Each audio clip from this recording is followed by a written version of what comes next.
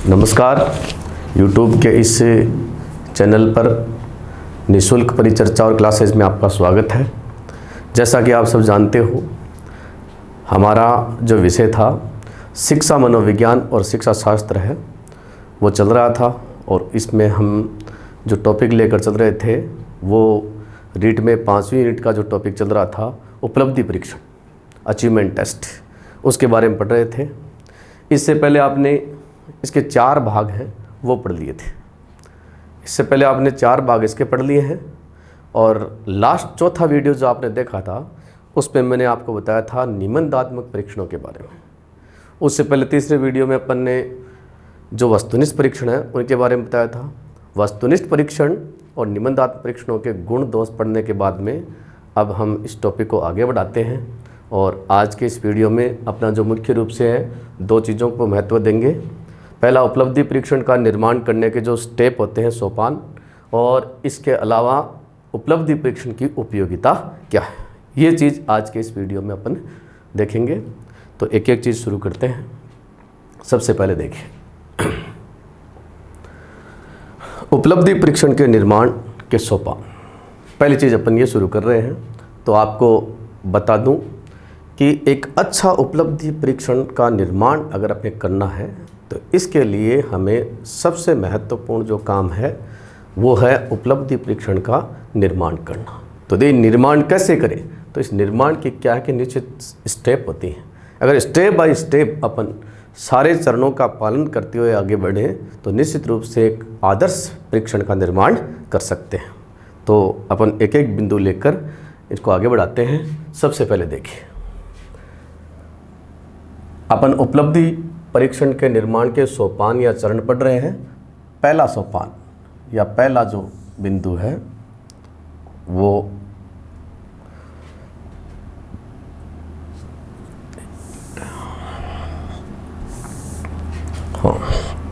तो पहला बिंदु जो है वो है उद्देश्यों का निर्धारण। उद्देश्यों का निर्धारण।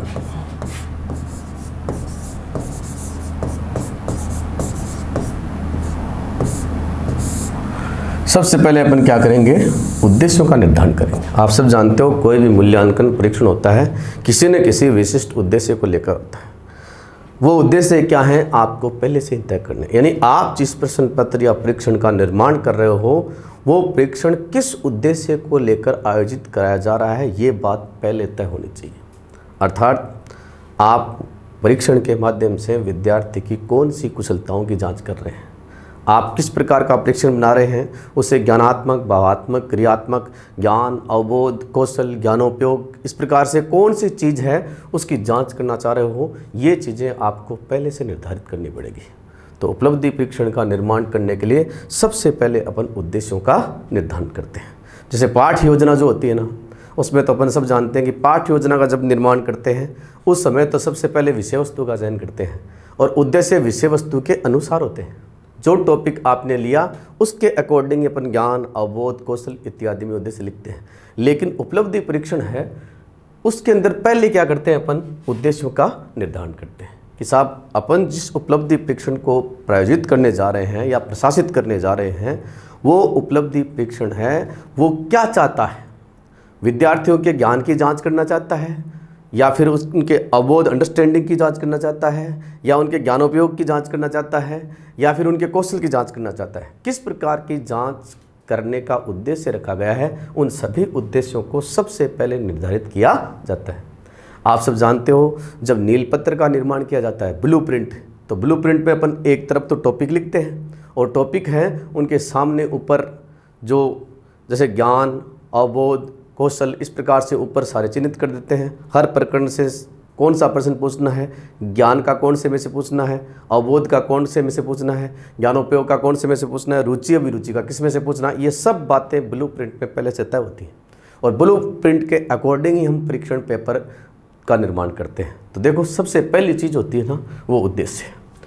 तो जब उद्देश्यों का निर्धारण क्लियर हो जाए कि साहब इन उद्देश्यों के लिए इसका आयोजन किया जा रहा है, तो उसके बाद में अपन दूसरा जो बिंदु लेते हैं वो दूसरा बिंदु है विषय वस्तु का चयन। जी, विषय वस्तु। सिलेबस या जो पाठ्यक्रम के टॉपिक हैं, विषय वस्तु का चयन। पाठ्य वस्तु भी बोल सकते हैं इस विषय वस्तु और पाठ्य वस्तु दोनों के लिए एक ही शब्द आता है और वह है सिलेबस। पाठ्यक्रम के लिए शब्द आता है करिकुलम। पाठ्यक्रम एक विस्तृत अवधारणा है और विषय वस्तु है वो एक सब्जेक्ट तक सीमित होती है। तो देखो, विषय वस्तु का चयन करना है। विषय वस्तु का चयन करने का अभिप्राय ये है कि आपने जिन उद्देश्यों को निर्धारित किया है उन उद्देश्यों का परीक्षण करने के लिए आप किन किन टॉपिक में से या किन किन विषयों में से किन किन टॉपिकों में से या कौन कौन सी यूनिटों में से प्रश्न देंगे। संपूर्ण विषय वस्तु को शामिल करेंगे या उससे कुछ विशेष प्रकार के प्रकरण उनको शामिल करेंगे, ये बात आपको यहाँ पर क्लियर करनी पड़ेगी।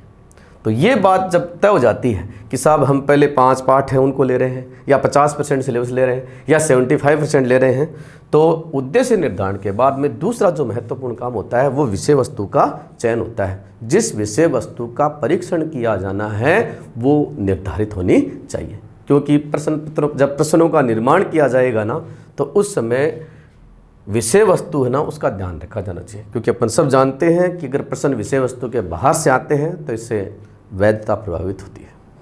तो देखिए, 2 चरण होने के बाद में आगे बढ़ते हैं और तीसरा चरण देखिए। तीसरा चरण है प्रश्नों का निर्माण।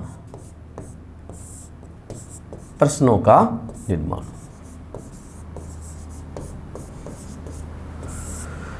प्रश्नों का निर्माण। अब आप जब उपलब्धि परीक्षण का निर्माण कर रहे हैं तो आपको निश्चित रूप से तीसरा जो काम है ना, विषय वस्तु के अंदर से ही विभिन्न प्रकार के प्रश्नों का चयन करना पड़ेगा। अब आपके उपलब्धि परीक्षण का स्वरूप कैसा है, ऑब्जेक्टिव है या सब्जेक्टिव है, उसके आधार पर, जैसे रीट का पेपर है वो ऑब्जेक्टिव है तो इसमें आपको केवल एक ही प्रकार के प्रश्न बनाने पड़ेंगे। कौन से? बहुचयनात्मक, मल्टीपल चॉइस वाले प्रश्न बनाने हैं 150 प्रश्न। लेकिन परीक्षण मान लीजिए 10वीं क्लास की सामाजिक विज्ञान का पेपर बना रहे हो तो ऐसी स्थिति में आपका जो परीक्षण है उसमें तरह तरह के प्रश्न आपको शामिल करने पड़ेंगे। यहाँ वस्तुनिष्ठ प्रश्न है, उनका तो प्रचलन आजकल नहीं है। तो सबसे पहले तो आते हैं अति लघुतरात्मक प्रश्न, फिर लघुतरात्मक प्रश्न। ठीक है, लघुतरात्मक प्रश्न भी 2 प्रकार के होते हैं, जिनमें एक तो 20-25 शब्दों वाले होते हैं और एक 40-50 शब्दों वाले होते हैं। उसके बाद में 200 शब्दों के 200 शब्दों में या 300 शब्दों में निबंधात्मक प्रश्न भी होते हैं। तो वहाँ सब प्रकार के प्रश्नों को शामिल किया जाता है। तो देखो, आपके परीक्षण का स्वरूप कैसा है, ऑब्जेक्टिव है या सब्जेक्टिव, उसके आधार पर आपको इस विषय वस्तु में से क्या करने पड़ेंगे, तरह तरह के प्रश्नों का निर्माण करना। आप प्रश्न बना लीजिए, लेकिन अपन सब जानते हैं कि प्रश्नों को चयनित करते समय हमें उद्देश्यों का विशेष ध्यान रखना है। यानी किस उद्देश्य से संबंधित प्रश्न ज्ञान का है, अवबोध का है, कौशल का है, ये बात अच्छी तरह से दिमाग में रखनी होगी। क्योंकि आप सब जानते हो कि जो भी प्रश्न अपन लें वो किसी न किसी उद्देश्य से संबंधित होना चाहिए।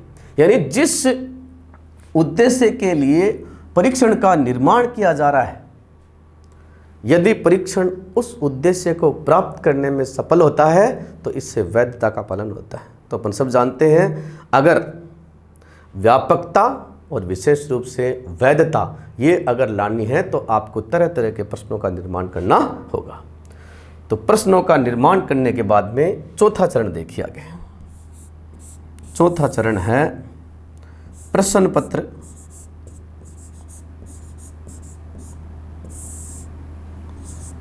का स्वरूप निर्धारण।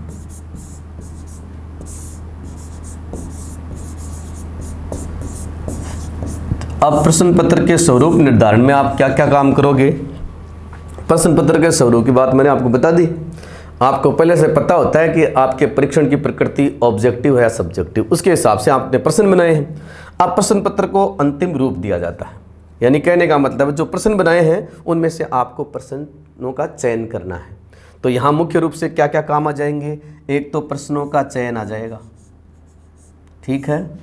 इसके अलावा प्रश्न पत्र की जो अवधि है, समय है, उसका निर्धारण हो जाएगा।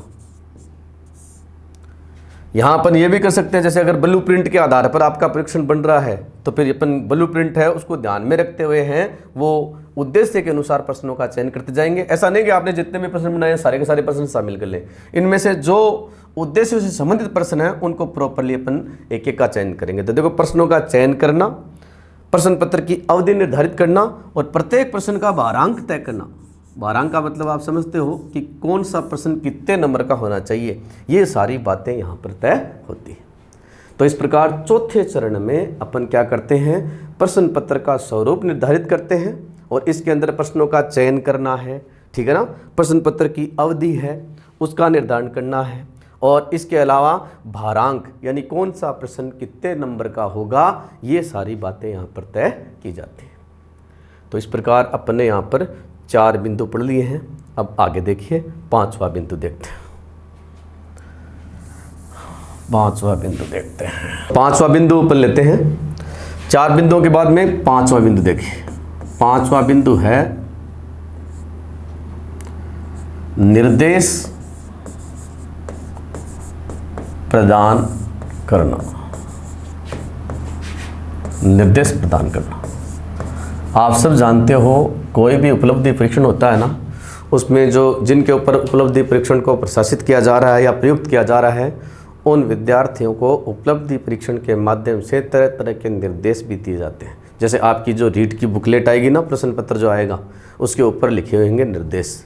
सामान्यतः आप उन निर्देशों को कभी पढ़ते नहीं हैं क्योंकि आपको मुख्य नियमों का तब पता रहता है, लेकिन हमेशा क्या है कि नियमों को पढ़ लेना चाहिए। कई बार कोई नई चीज़ जुड़ती है ना, तो उसका अपने को पता नहीं होता है, लेकिन अपन समझते हैं कि साहब ये तो समय की बर्बादी है। समय की बर्बादी नहीं है, आपको बुक जो क्वेश्चन की जो बुकलेट है ना, वो पहले ही दे दी जाती है और एक निश्चित कालांश जब बजता है, घंटी बजती है, उस समय आप खोलते हो, तब तक आप उसको ट्रांसपेरेंसेबल शीट होती है, उस पर से पढ़ सकते हो आराम से।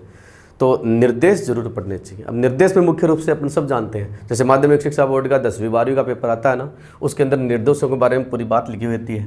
जैसे क्या क्या बात आती है कि साहब इस प्रश्न पत्र के अंदर कुल 27 प्रश्न है, ठीक है।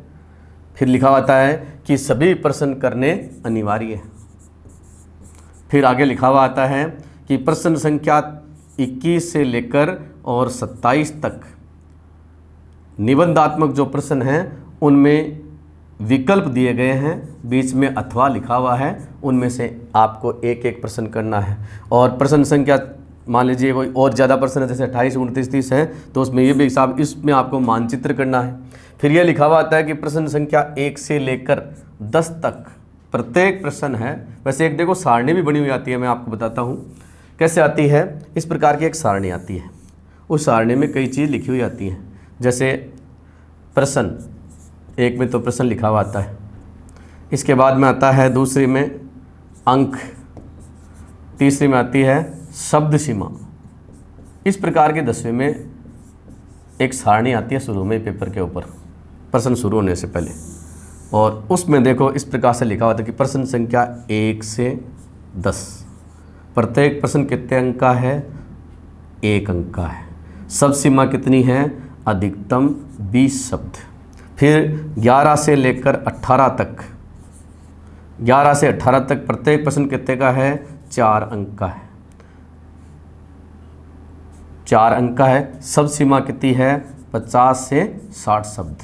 इसी प्रकार से 19 से लेके और 20 तक के प्रश्न हैं, उनके प्रत्येक के 6 अंक हैं। इस प्रकार से 6 अंक हैं और शब्द सीमा 100 शब्द है।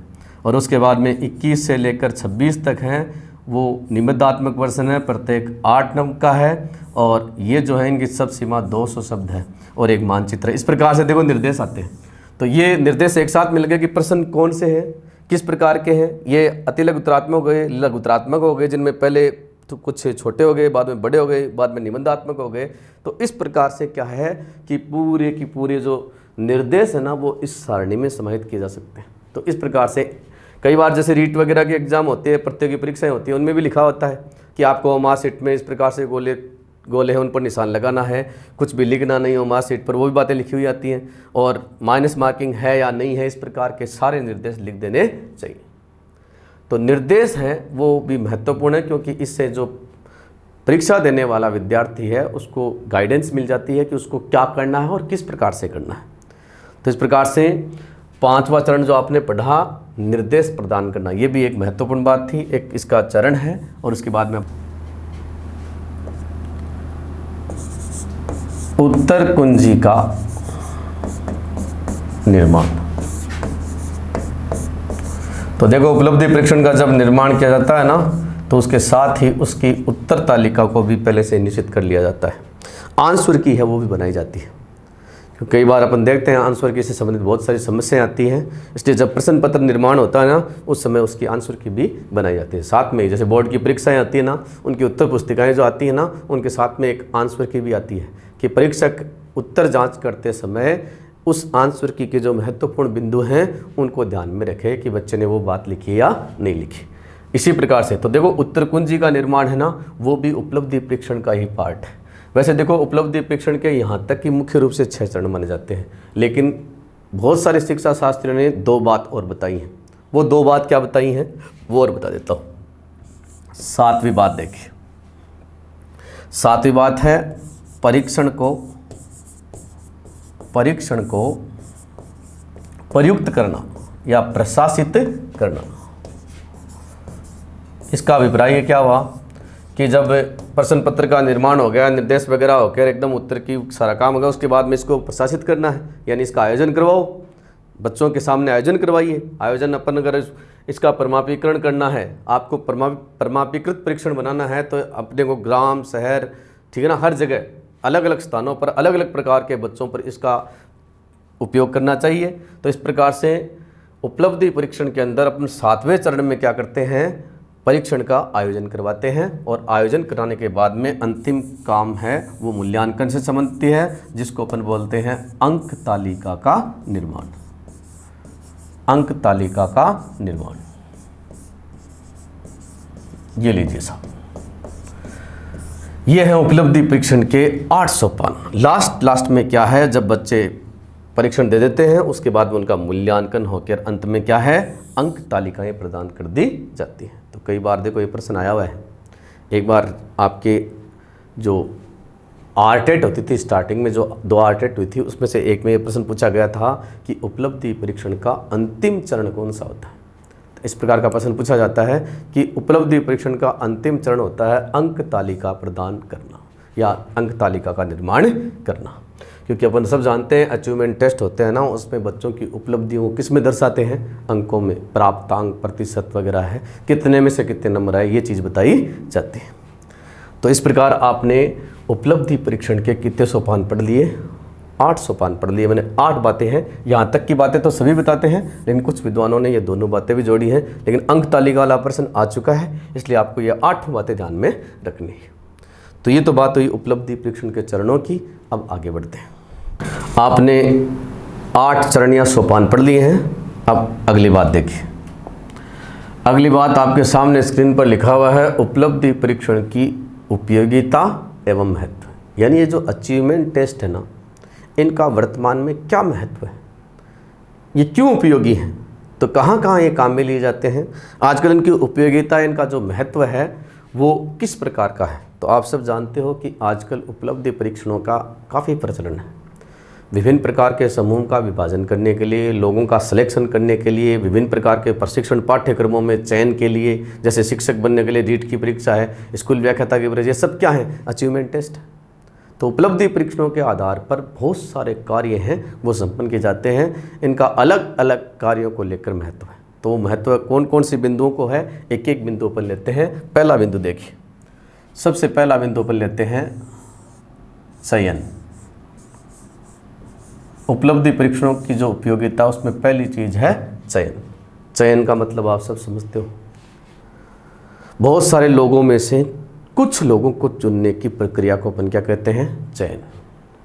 चयनित शब्द आता है सेलेक्टेड, या चयन के लिए आता है सिलेक्शन।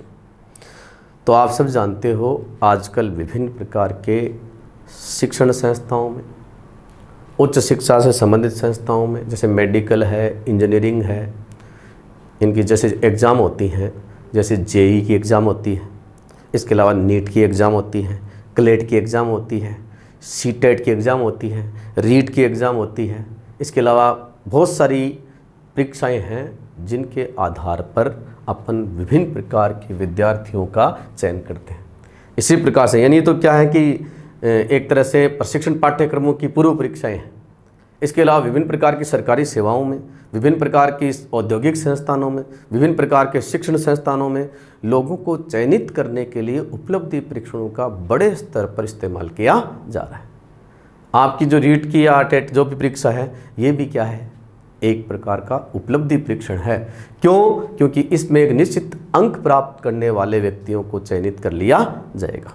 तो उपलब्धि परीक्षणों की सबसे ज़्यादा जो इस समय उपयोगिता है वो मुख्य रूप से विभिन्न प्रकार की सरकारी सेवाओं में, विभिन्न प्रकार के सैनिक कार्यों में, असैनिक या नागरिक कार्यों में, तो अलग अलग क्षेत्रों में निश्चित लोगों का या योग्य लोगों का चयन करने के लिए विभिन्न प्रकार के उपलब्धि परीक्षणों का निर्माण, आईएएस की एग्ज़ाम है, आईपीएस की एग्ज़ाम है, यूपीएससी के द्वारा जो भी एग्ज़ाम होती है ना, ये मुख्य रूप से उपलब्धि परीक्षण ही है।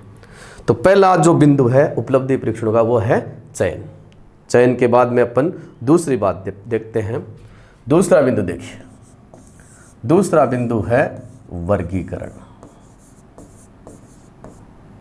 वर्गीकरण या समूह निर्माण।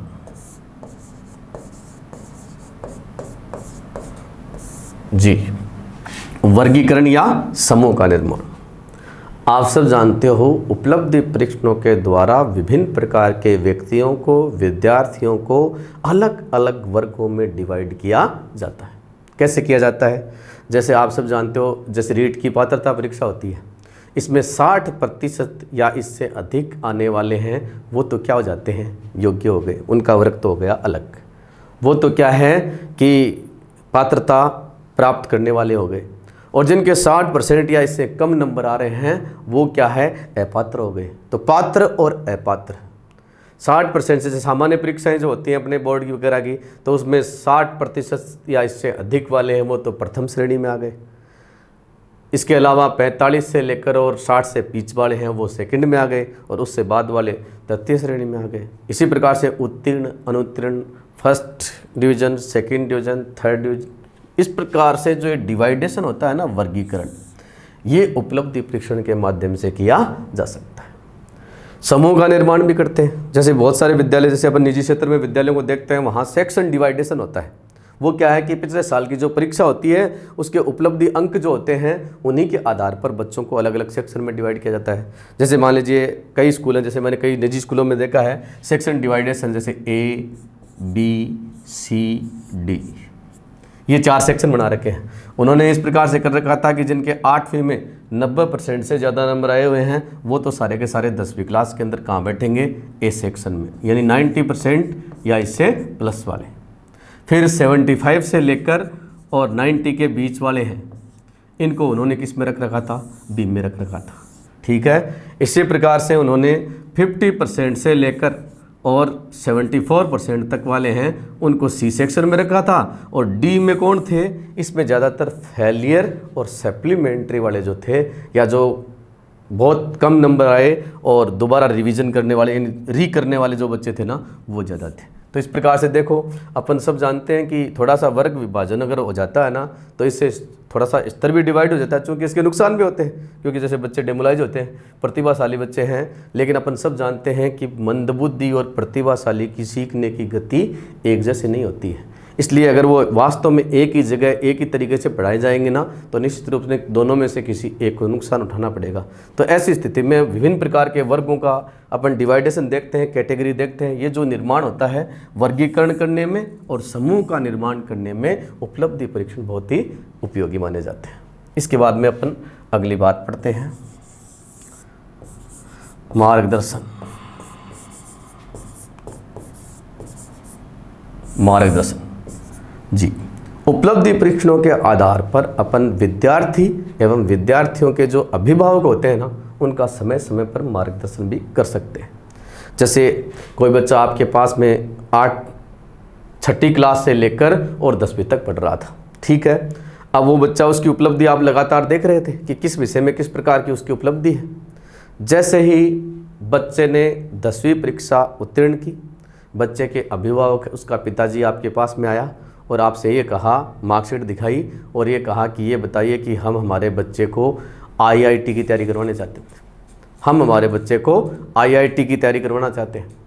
तो आपने जैसे ही मार्कशीट को हाथ में लिया और देखा कि बच्चे के गणित विषय के अंदर नंबर मात्र 52% है, तो जैसे ही आप मार्कशीट को देखोगे तो आपको पता चल जाएगा कि बच्चे की गणित में उपलब्धि बहुत अच्छी नहीं है, उसकी परफॉर्मेंस है वो बहुत कमज़ोर है। जबकि अपन सब जानते हैं कि आईआईटी का जो परीक्षा का लेवल है वो बहुत हाई है, ये बच्चा वहाँ तक जाना बहुत ही मुश्किल है क्योंकि बच्चा है वो निम्न स्तर का है। ऐसी स्थिति में अपन उसके पिता को ये कह सकते हैं कि आप इस बच्चे को आईआईटी की तैयारी मत कराओ, इसको आईटीआई की तैयारी कराओ, ज़्यादा बढ़िया रहेगा। क्यों? क्योंकि तकनीकी काम है, उसमें मूर्त बुद्धि की ज़्यादा आवश्यकता होती है और वो काम है बच्चा आगे जाकर कर सकता है। तो देखिए, कहने का मतलब है विभिन्न प्रकार के कौन सा पाठ्यक्रम चयन करें, आगे जाके कौन से क्षेत्र में नौकरी करें, व्यवसाय चयन करने में पाठ्यक्रम या फैकल्टी, आर्ट्स, साइंस, कॉमर्स, ये सारी चीज़ें चयन करने में क्या है, मार्गदर्शन दिया जा सकता है। बच्चे की पीछे की उपलब्धियों का जो रिजल्ट होता है उसके आधार पर अपन अभिभावक और उस विद्यार्थी को समय समय पर मार्गदर्शन भी दे सकते हैं। तो गाइडेंस में भी ये बहुत उपयोगी माना जाता है।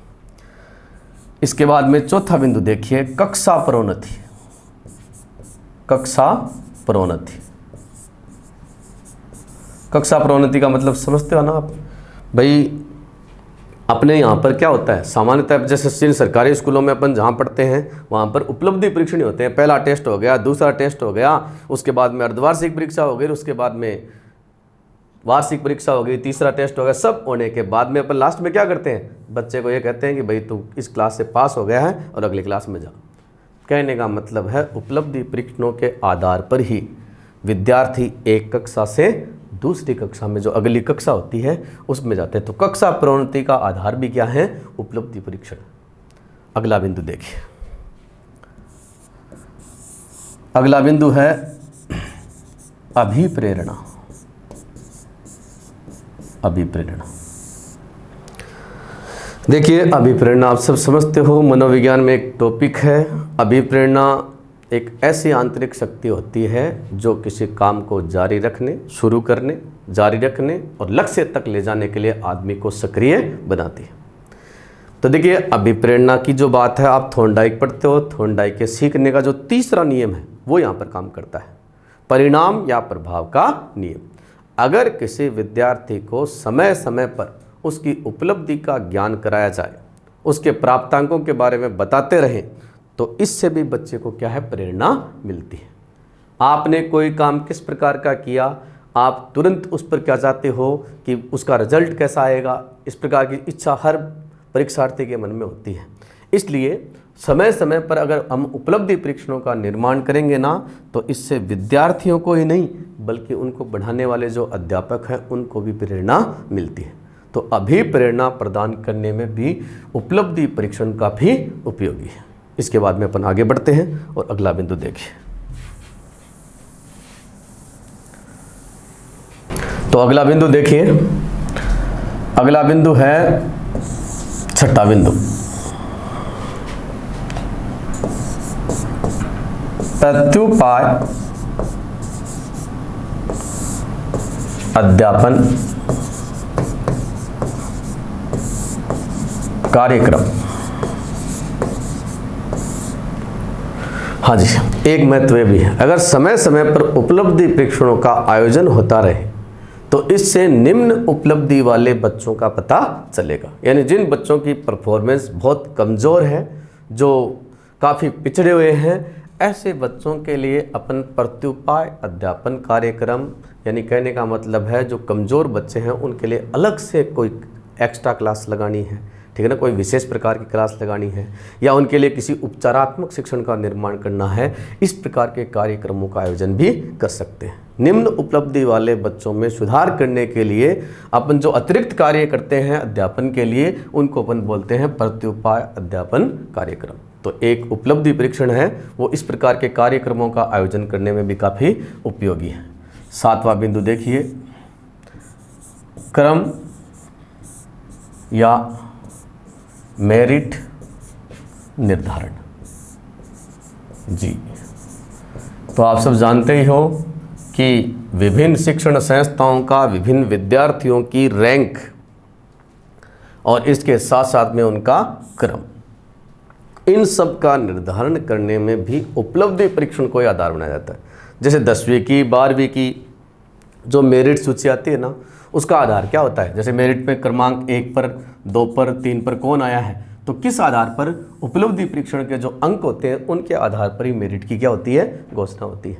तो किसी भी विद्यार्थियों का, समूह के व्यक्तियों का या विभिन्न प्रकार की संस्थाओं का क्रमांक, जैसे ये विद्यालय अमुक विद्यालय उसका परिणाम सबसे श्रेष्ठ रहा, इसलिए राजस्थान में नंबर 1 विद्यालय का, इन कहने का मतलब है किसी का क्रम तय करना या किसी की मेरिट यानी गुणवत्ता निर्धारण करने के अंदर भी क्या है? उपलब्धि परीक्षण काफ़ी उपयोगी है। इसके बाद में अगला बिंदु देखिए,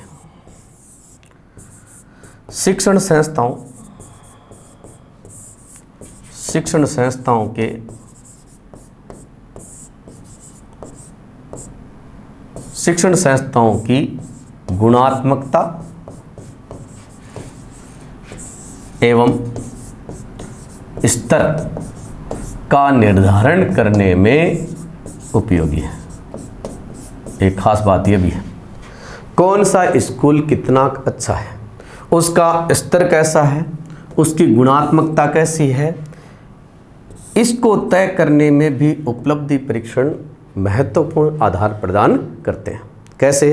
जैसे आप सब जानते होंगे, जो लोग कॉलेज में पढ़े हैं, कॉलेज से गुजरे हैं, आपने वहाँ सुना होगा एक टीम आती है NAAC, नैक।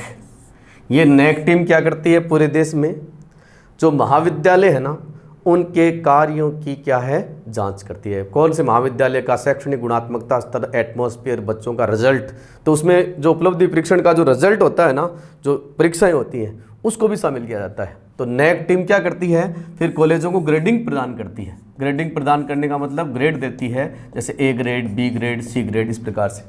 ऐसे ही आपको पता है, जैसे सर्व शिक्षा अभियान में भी ऐसा हुआ है। सर्व शिक्षा अभियान में जैसे एक प्राथमिक कक्षा ले ली, देखो सर्व शिक्षा अभियान कक्षा 1 से लेकर 8 तक संचालित होता था। उसमें भी इस प्रकार की गुणात्मकता का निर्धारण है करने के लिए कुछ कार्य होते थे। क्या कार्य होते थे? देखो वो क्या करते थे कि प्रत्येक स्कूल के अंदर एक तो कक्षा जैसे 3 ले ली और एक कक्षा 7 ले ली, इनके लिए प्रश्न पत्र का निर्माण कर लाते थे, बच्चों का टेस्ट लेते थे और फिर अपनी पुस्तिकाएं अपने साथ में ले जाके उनकी जांच करके प्रत्येक विद्यालय के टोटल मार्क्स निकाले जाते थे और उस मार्क के हिसाब से नहीं, उन अंकों के आधार पर ही क्या करते थे? स्कूल का गुणात्मकता का स्तर।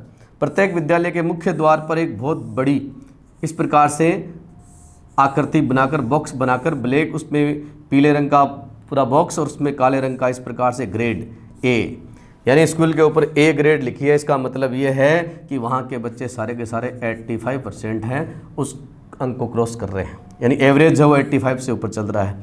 अगर मान लीजिए उसमें एक ही जगह E ग्रेड है, तो ये 5वीं जो सबसे निम्न ग्रेड होती है, इसका मतलब यही है कि इस विद्यालय का गुणात्मकता स्तर, क्यों? क्योंकि उस परीक्षण के आधार पर इस गुणात्मकता का निर्धारण किया गया। तो देखो विभिन्न प्रकार की शिक्षण संस्थाएं होती है ना, उनकी गुणात्मकता का और उनके लेवल का निर्धारण करने के लिए भी अपन क्या करते हैं? उपलब्धि परीक्षणों को काम में लेते हैं।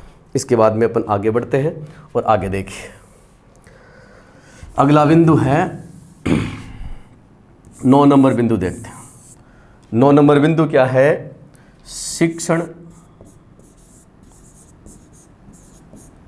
एवं शिक्षक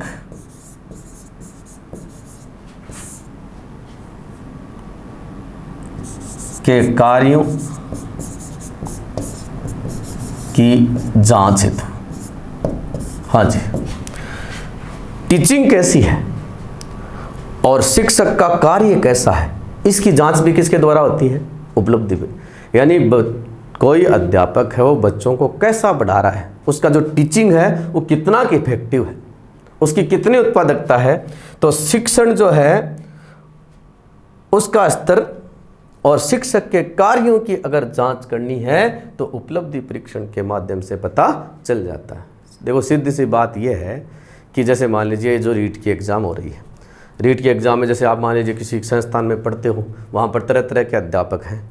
अब कौन सा अध्यापक कितना बढ़िया पढ़ाता है, तो तरह तरह के मत आते हैं आपके, कोई किसको बताता है, कोई किसको बताता है, लेकिन एक बात पर अपन सब सहमत हैं, जिस दिन रीट की रिजल्ट आएगा और जिस दिन आपके सामने अंक तालिका आएगी ना और नंबर देखोगे, तब आपको पता चलेगा कि किस टीचर ने कितना बढ़िया पढ़ाया।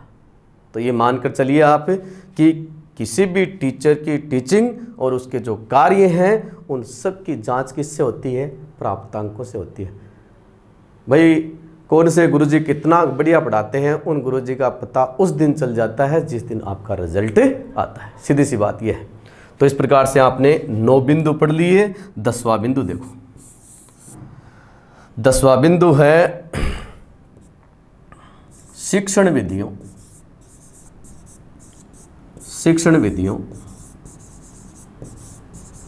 की जांच हेतु। हाँ जी, आपने कोई शिक्षण विधि काम में ली, जैसे मान लीजिए आपने किसी क्लास में वाद विवाद या प्रश्नोत्तर विधि काम में ली या व्याख्यान विधि काम में ली। एक विधि आपने काम में ली, कोई भी एक विधि काम में ली, और आपने देखा कि उस विधि से आपने 2 पाठ पढ़ाए। उसके बाद में आपने एक उपलब्धि परीक्षण का निर्माण किया और बच्चों का टेस्ट लिया। टेस्ट लेने के बाद में आपने देखा कि क्लास में 40 में से किसी भी बच्चे के 10 में से 6 नंबर नहीं आए, यानी कहने का मतलब किसी के 2, किसी के 3, किसी के 5 इस प्रकार से आए। तो इसका मतलब क्या है? इसका मतलब ये है कि आपके पढ़ाने के तरीके में कोई न कोई कमी है, आपकी विधि है वो प्रभावशाली नहीं है। अगर अपन किसी विधि से कोई काम करते हैं और उस विधि से अपने को वांछित परिणाम नहीं मिलते हैं, तो हमें उस काम को नहीं छोड़ना चाहिए, बल्कि उस काम को करने का तरीका बदलना चाहिए। और वो तरीका क्या है? अगर व्याख्यान विधि से सफलता नहीं मिली है तो प्रोजेक्ट काम में लो, प्रोजेक्ट से नहीं मिली है तो नोट्स विधि काम में लीजिए, नोट्स विधि से काम नहीं चल रहा तो वाद विवाद लीजिए, प्रश्नोत्तरी लीजिए, बहुत सारी विधियां हैं। तो अपन उपयुक्त विधि कौन सी है इसका पता भी किससे चलता है? उपलब्धि परीक्षण का जब परिणाम आता है उसे चलता है। इसलिए अच्छी विधियों का, प्रॉपर विधियों का चयन करने में भी उपलब्धि परीक्षण है वो हमारी मदद करते हैं। तो इस प्रकार से अपन ने 10 बिंदु देख लिए हैं। अब अपन अगला बिंदु देखते हैं। 10 बिंदु के बाद में 11वां बिंदु है पाठ्यक्रम का दोहराव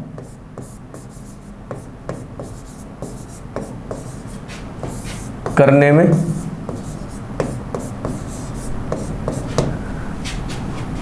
अगला बिंदु है मूल्यांकन करने में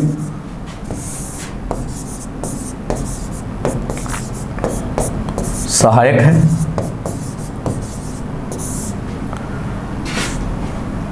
इसके अलावा शिक्षण कार्य की या शिक्षण की प्रतिपुष्टि या अपन कह सकते हैं पृष्ठपोषण, अंग्रेजी में वर्ड आता है फीडबैक, पृष्ठपोषण प्रदान करने में सहायक है। और अंतिम बिंदु है व्यक्तिगत शिक्षण, व्यक्तिगत शिक्षण में उपयोगी। ये 4 बात अपने को और देखनी है इसमें, तो इनको आप समझ लीजिए। सीधी सीधी बातें हैं।